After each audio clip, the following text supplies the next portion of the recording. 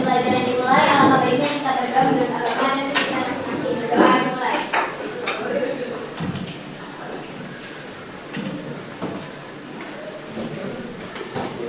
Berdoa selesai. Memberi salam. Assalamualaikum warahmatullahi wabarakatuh. Baik, di dua kali absen hari ini siapa yang sudah masuk? Lagi. Iya.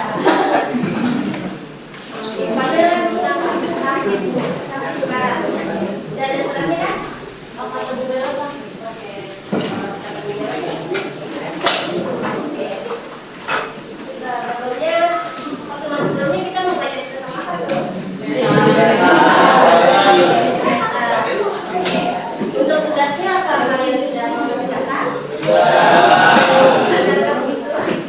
Dan biasanya di drive kalau misalkan ada yang belum masuk.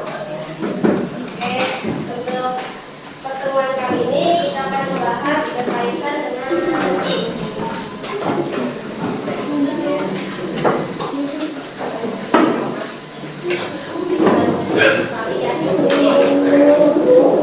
pertemuan kali ini kita akan mempelajari tentang aplikasi peta dalam kehidupan sehari-hari serta bagaimana cara membuat sketsa peta sederhana. Oke, sebelum ibu memberikan, biar ibu menanyakan yaitu kalian tahu nggak sih di sana tahu? Di sana nggak apa-apa, nggak salah. Oke, Ini Bu, benda itu ya. saya itu buat menunjukkan suatu arah. Oke, kasih aku order, ayo, ya. Nanti komposisi atau lokasi suatu wilayah di muka bumi. Oke, ada lagi? Ya. Oke, terus ada lagi? Ya. Sekarang muka bumi ini yang atas. Oke, terus? Oke, ada lagi? Ada lagi? Oh, kalau sekarang menyajikan tentang potensi wilayah. Oke, betul sekali. Benar, bahwa peta itu menggambarkan tentang permukaan bumi yang digambarkan di bidang datar. Bidang datarnya itu apa aja sih? Kalian tahu nggak? Kemarin kan nah itu tadi geografinya, itu namanya apa? Oke, itu geografi kalian. Oke, selanjutnya itu benar sekali bahwa kita meneliti tentang permukaan bumi, ya. Terus gambarnya tadi apa aja? Pas, terus baik,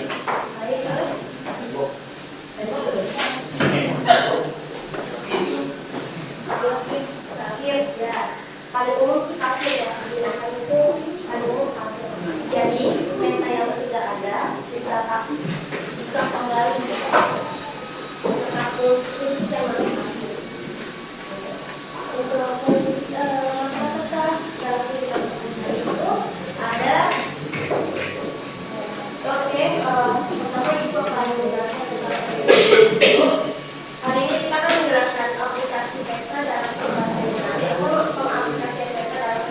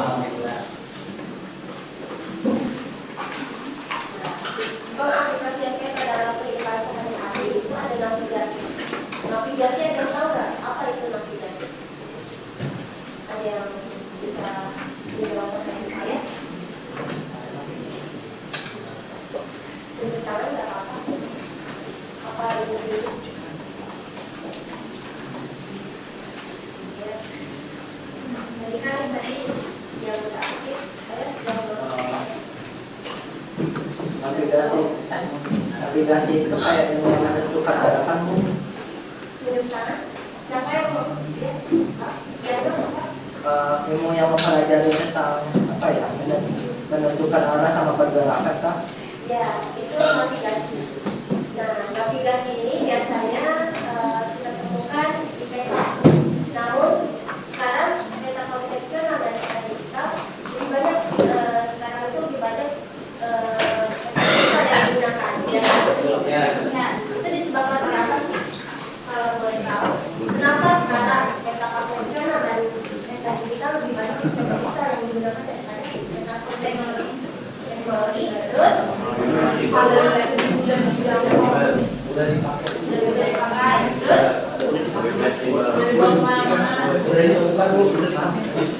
peta digital itu sebenarnya apa ya?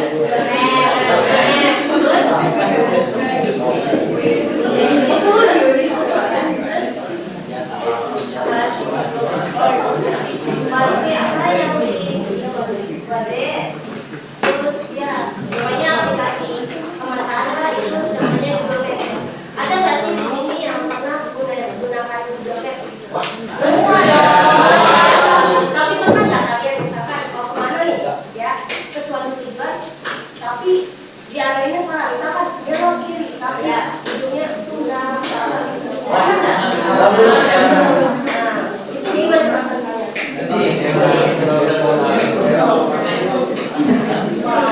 Walaupun misalkan sudah dibuat sedemikian rupa, ada kelalaian ya, ada kekurangannya masing-masing untuk implementasi, betul kan? Oke. Yang selanjutnya ada pertanian, industri, terus ada perencanaan kota dan tata ruang, bencana, dan pariwisata.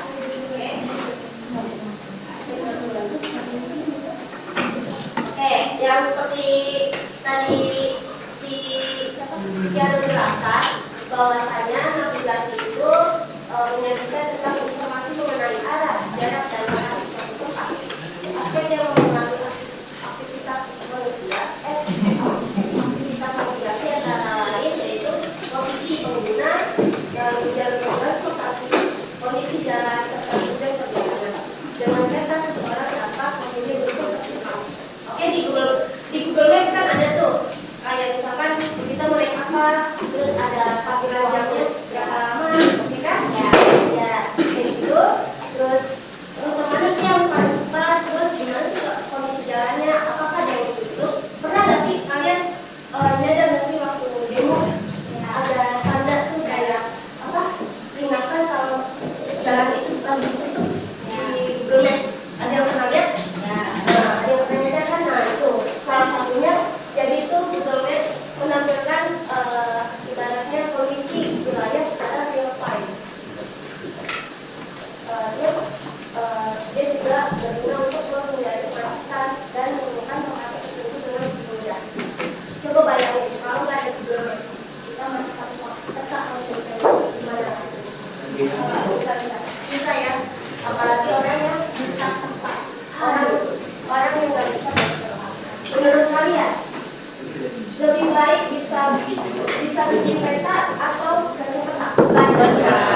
Kenapa? Karena kalau kita bisa baca peta, gimana cara kita buat bikin? Betul. Oke. Benar sekali kalau misalkan peta kita bisa buat nih, tapi nggak bisa baca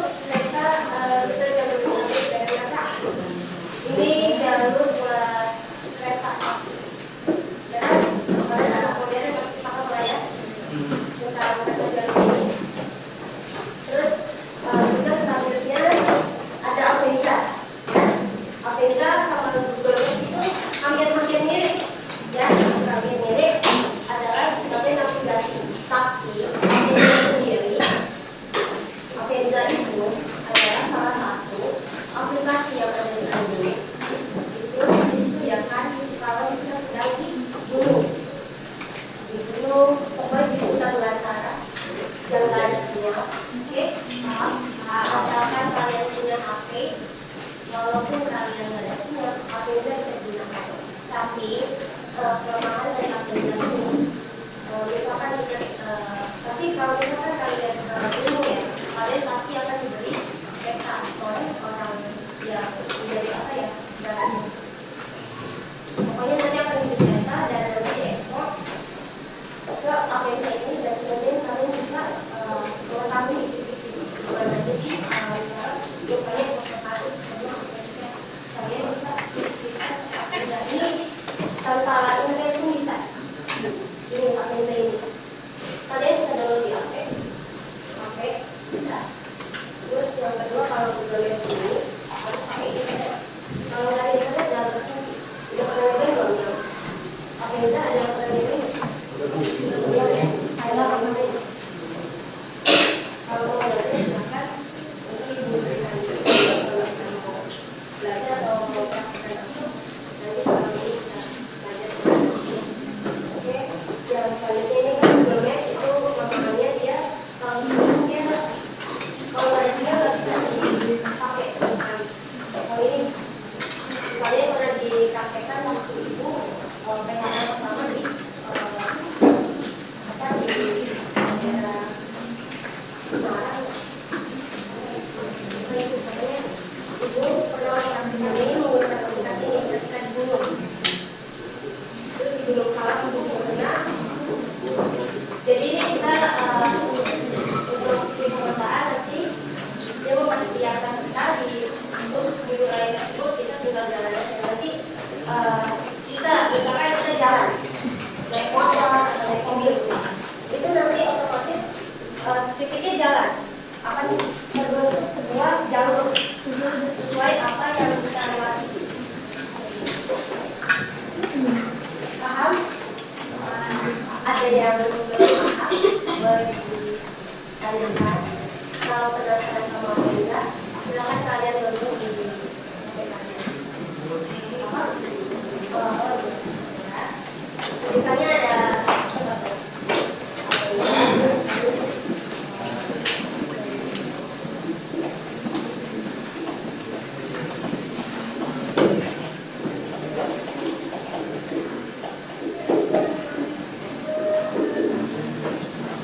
kelebihan dari Afriza ini juga, ya kelebihan dari Afriza ini juga kalau misalkan kalian sudah membuat suatu rute, udah selesai nih kalian sampai ke tujuan, nanti bisa tuh diekspor ke ARKIS dari segi petanya, hasilnya diterima.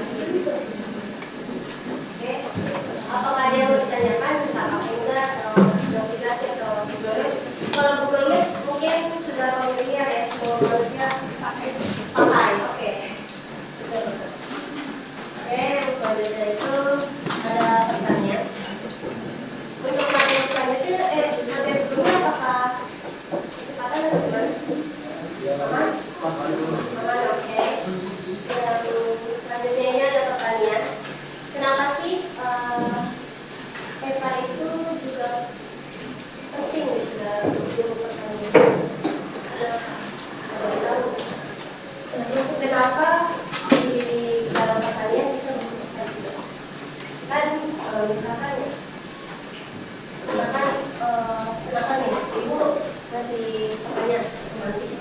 Kenapa dalam ilmu pertanian pokoknya orang yang bertani memerlukan peta atau data tertentu untuk menanam tanaman? Siapa yang supaya tahu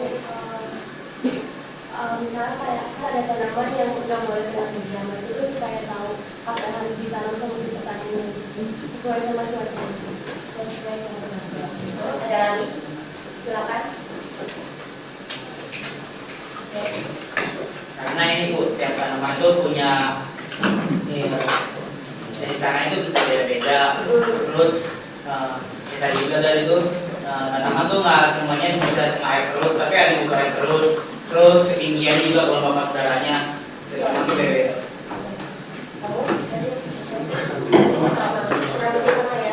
Oke, ada lagi?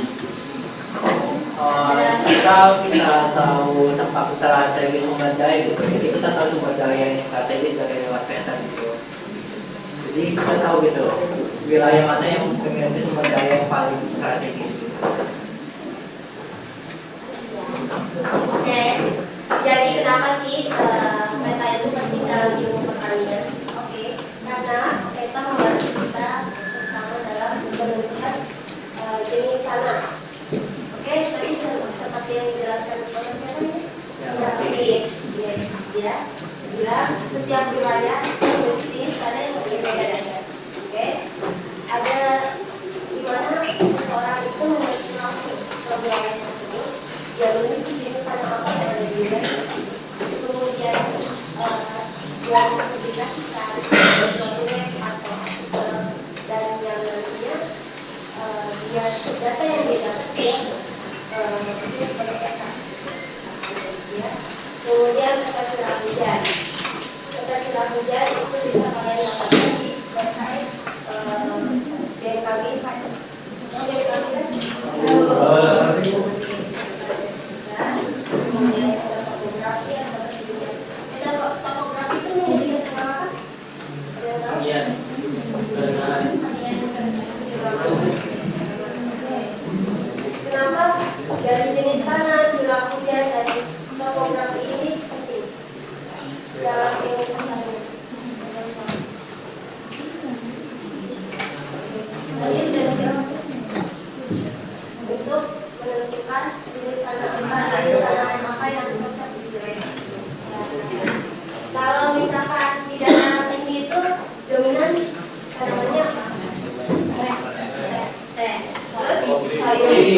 Kalau datar rendah apa? Kelapa. Terus Padi. padi. Oke. Sawit. Kalian pernah dengar dulu kan dari Indonesia adalah negara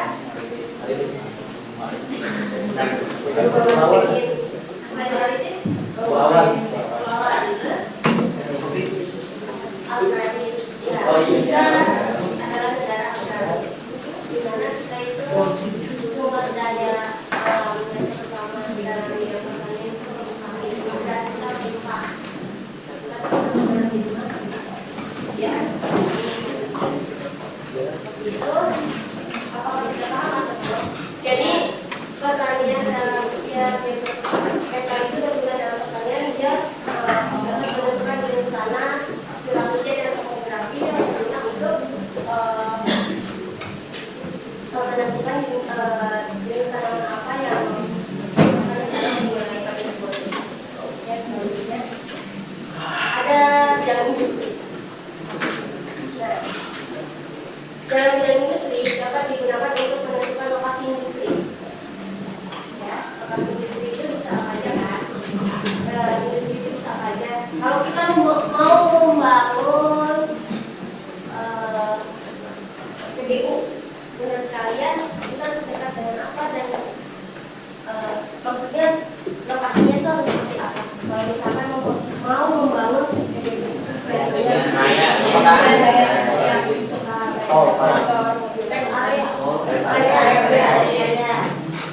kenapa kalau membangun pom bensin nggak boleh dekat pemukiman? Karena apa? Budaya berhubungan kan kalau ya rawan apa? Terus kalau mau misalnya kita mau membangun bisnis makanan kita harus dekat dengan wilayah apa? Perkantoran,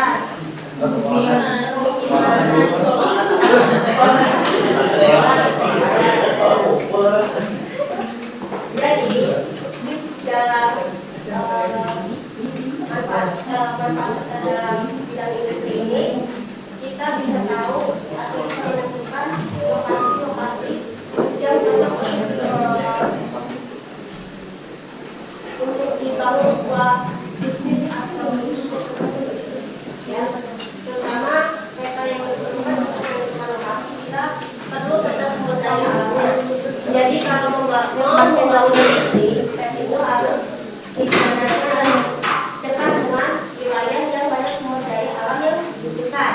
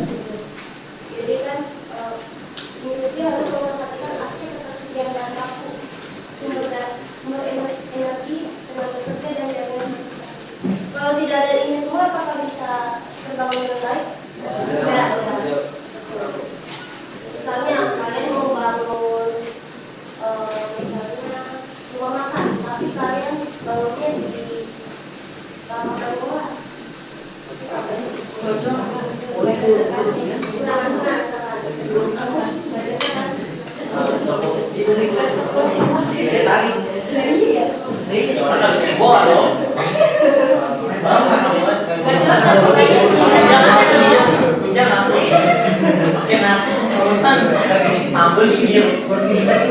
Iya, makanya petan-petan ya tahu wilayah mana yang cocok di tahun ini, di tahun ini dan itu tahu sekolah, perumahan itu harus tahu wilayah mana yang cocok dijadikan harus ya kan kalau misalkan nggak ada peta kita itu nggak bakal tahu mau ke SMA negeri itu kayak apa, arahnya kemana. Kalian tahu nggak kalau di jalan itu ada lampu yang ke kanan mau kemana? Kalau tanpa peta itu nggak ada. Nggak ada. Jadi kita sebenarnya akan kita arah. Nggak akan nyampe ke tujuan sebenarnya. Terus yang ketiga itu ada perencanaan kota dan tata ruang. Kenapa sih dalam perencanaan kota dan tata ruang kota itu penting? Ada yang tahu? Tunjuk tangan. Silakan. Kenapa dalam merencanakan suatu wilayah ini mau membangun sesuatu, misalkan mau membangun kota atau menata ruang, itu diperlukan peta. Kenapa? Bisa dibuat kalau ada yang tahu. Benar lagi. Pernah dijawab sama namanya? Pernah dijawab sama siapa? Yang pernah dijawab sama namanya? Dari ibu kuasa sama jawabannya. Oh. Dari mana sekarang?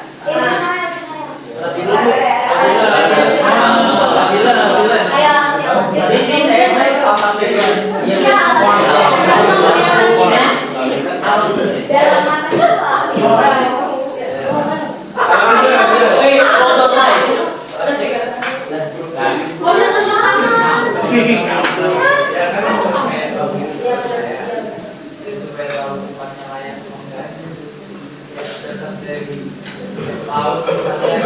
Apa sih?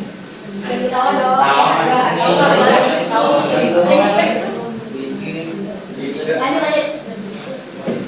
Tahu nih di sini jadi saya ngobrol karena ya saya tahu kasih mereka masalah yang Benar nggak kalian kayak sekarang IKN kan?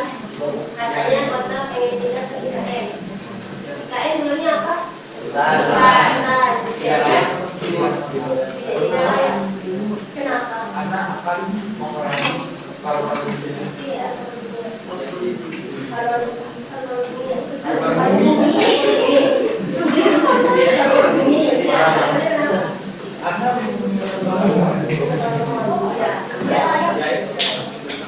Terus apakah air yang ada di sana?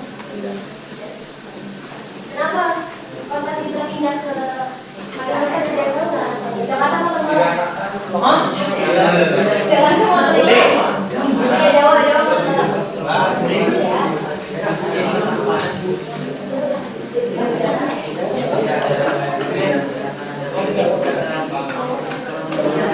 Itulah sebabnya kenapa kita kotanya akan pindah ke IKN. Jadi siap-siap aja. Siap-siap dulu gitu. Oke.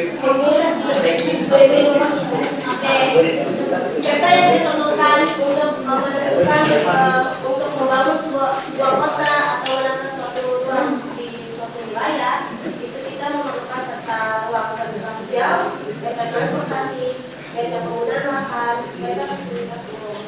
Jika kita ingin membangun sebuah kota, tetapi kita tidak tahu bagaimana keadaan jalan di sana, terus mayoritas itu adakah ruang terbuka hijau, apakah fasilitas umum bisa terpenuhi di wilayah itu atau tidak? Seperti kita ketahui, apakah Jakarta hijaunya banyak? Enggak, tidak. Ada penduduk, ya. Yang paling banyak tuh di wilayah apa? Kalau misalkan timur, di wilayah apa sih? Yang paling banyak maksudnya taman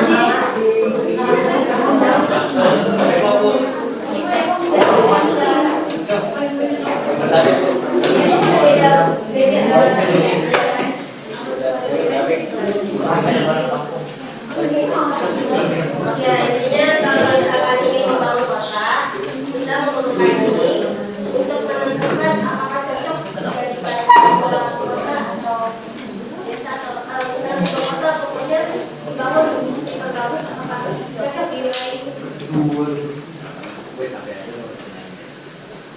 Terus ada yang mau ditanyakan? Ada yang mau ditanyakan? Dari ini tengok. Oke, kan tadi dari siapa yang Aku boleh tanya nggak? Oh, boleh. Ini kan perencanaan tata kota dan tata ruang itu pernah contoh di dunia nyatanya gimana? Contoh di dunia nyatanya itu seperti KKN. KN-nya? KKN Kalimantan.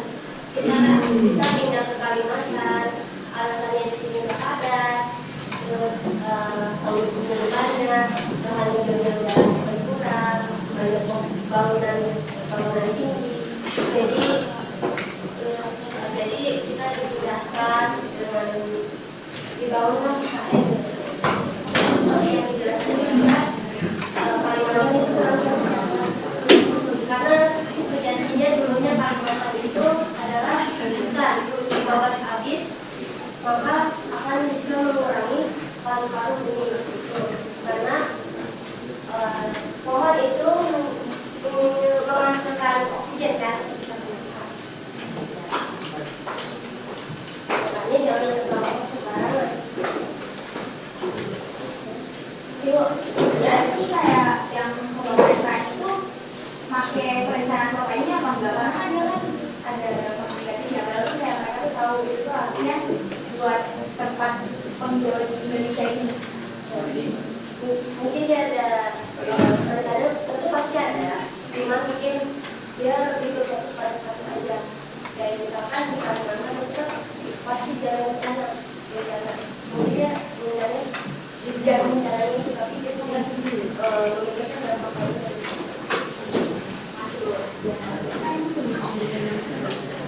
Mungkin Jakarta itu sebenarnya sudah sebenarnya ya dari dulu ya.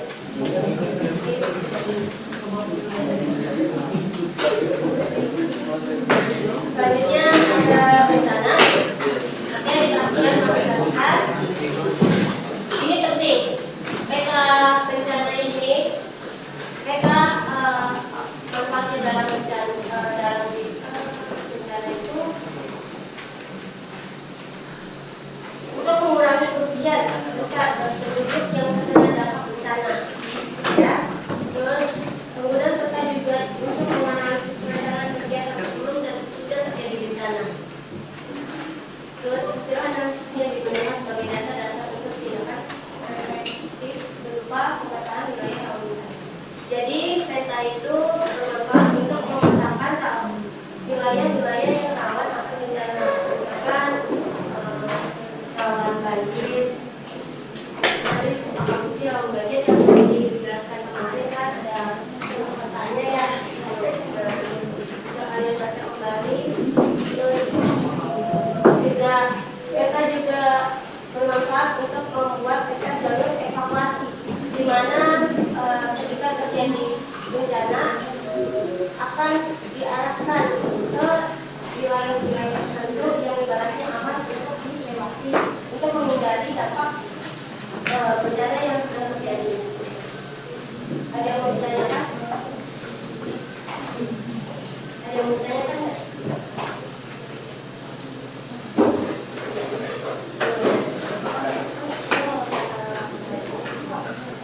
Kita rawan banjir. Sebenarnya sih cara evakuasi sebenarnya seperti ini.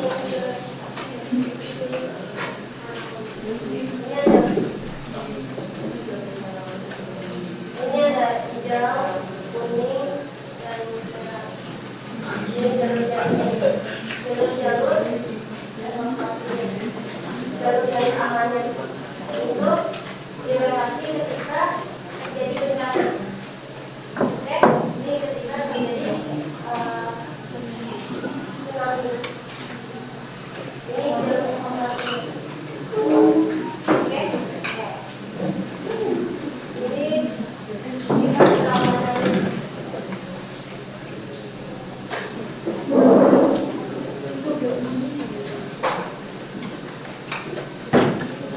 banjir di Bengkulu. Nah ini untuk mengetahui kerawanan banjir. Kita kerawanan banjir di mana? Oke. Ini kalau jam 2 itu sangat rendah. Ini kalau sangat tua itu ada berat, kalau ini sedang, orange itu menggambarkan tinggi, merah itu sangat tinggi, dan putih menggambarkan wilayah lainnya yang ada di sekitar wilayah yang terdampak banjir. Nah, untuk selanjutnya itu di bidang pariwisata. Ibu mau tanya, kenapa peta sangat penting dalam bidang pariwisata? Kenapa?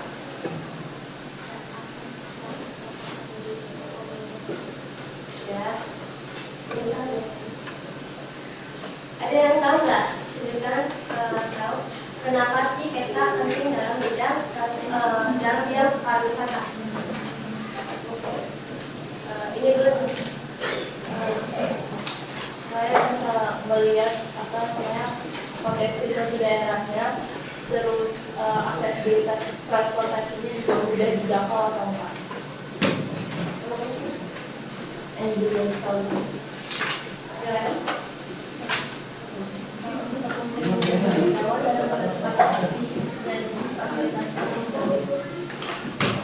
Ada lagi nggak? Kalau bagi saya itu nggak hanya untuk para wisatawan gitu, itu juga buat pemandunya gitu.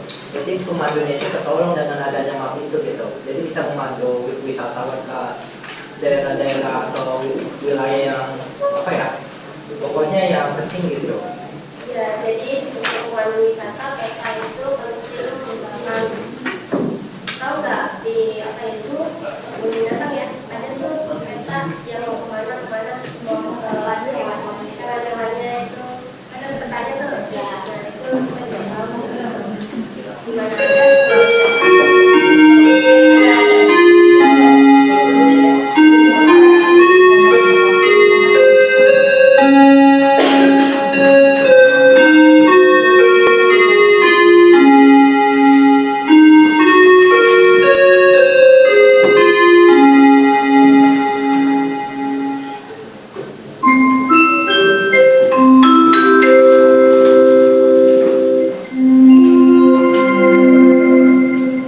Saatnya jam ke-9 dimulai. It's time to begin the named lesson. Oke. Itu kayak misal pengusaha ini pengen bikin pariwisata itu di alam misal di gedung. Nah jadi itu si pengusaha ini tahu dari peta itu kayak oh ini tempat terjadinya misal rawan di longsor, terus kayak tsunami gitu. Ya maksudnya kayak untuk referensi pariwisata itu loh.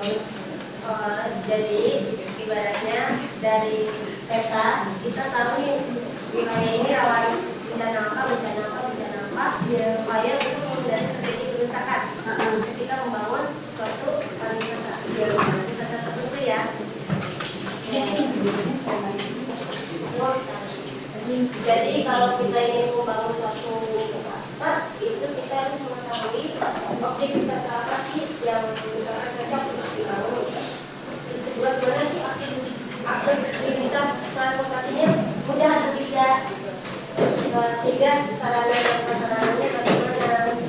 Bisakah dibangun di sana? Bisa kita lihat di peta. Ada yang pernah ke Taman Mangrove, Gipi. Taman Mangrove gimana aja deh? Pernah nggak? Seru nggak? Itu salah satu namanya pariwisata, ekowisata namanya.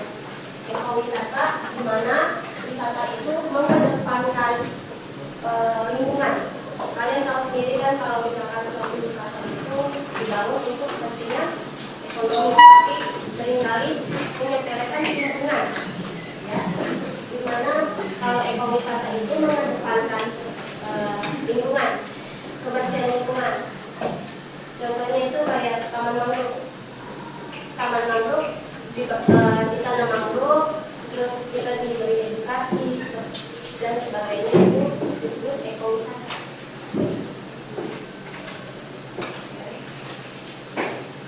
Ada yang mau ditanyakan nggak? Boleh, silakan. Nggak ada? Boleh ya. Oke.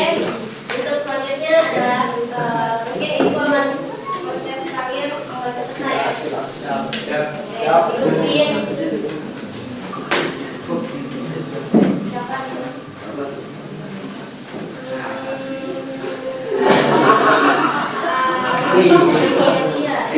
Aku saya mau aku maju loh.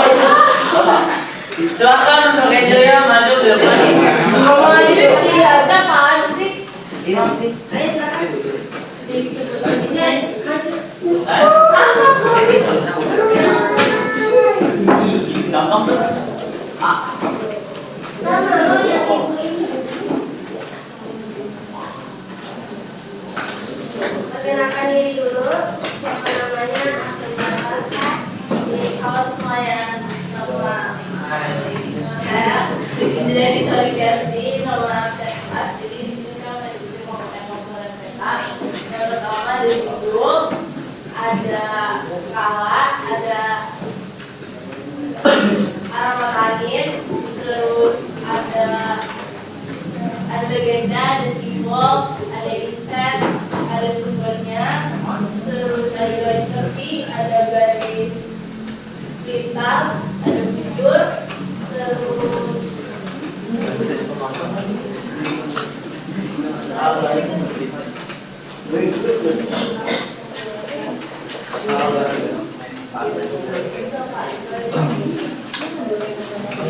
Ada warna, ada simbol. ada yang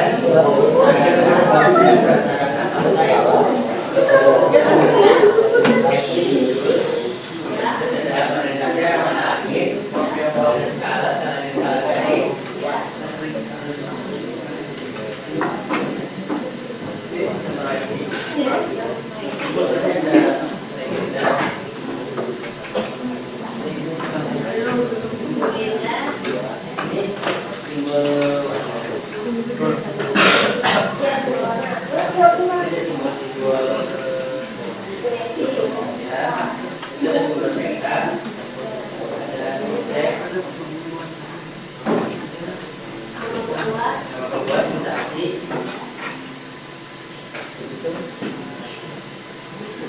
Garis seperti jujur.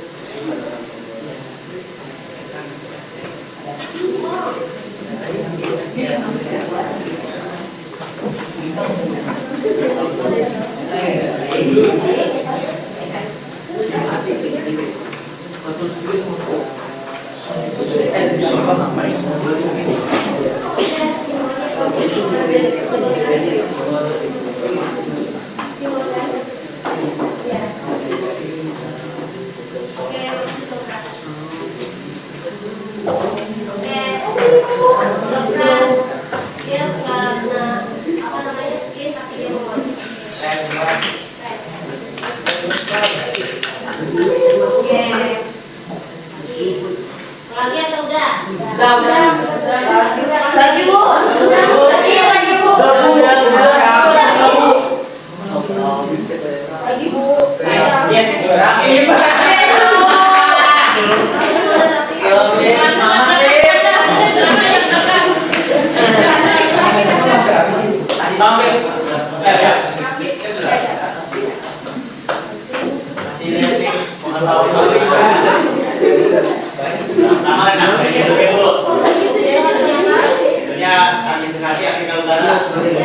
Terus ada skalanya. Terus ada ini legenda, ada inset, ada garis geometri hitam, garis geometri, sumbernya. Terus ada ini proyeksi ya. Terus ada interaksi kayak yang ini.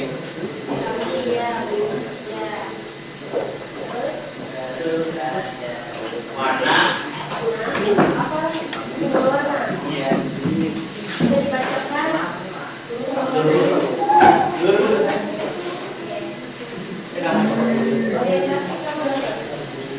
Orientasi yang ini ya.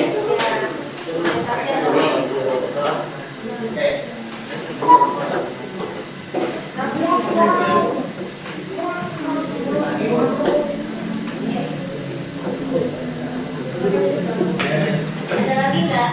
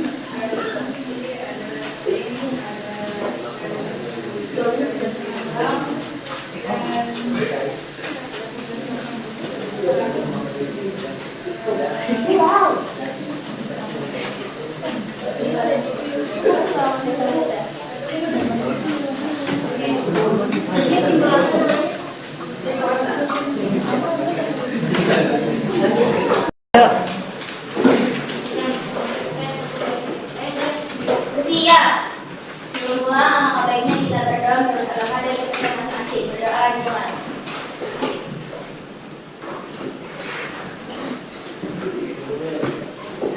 Berapa? Memberi salam.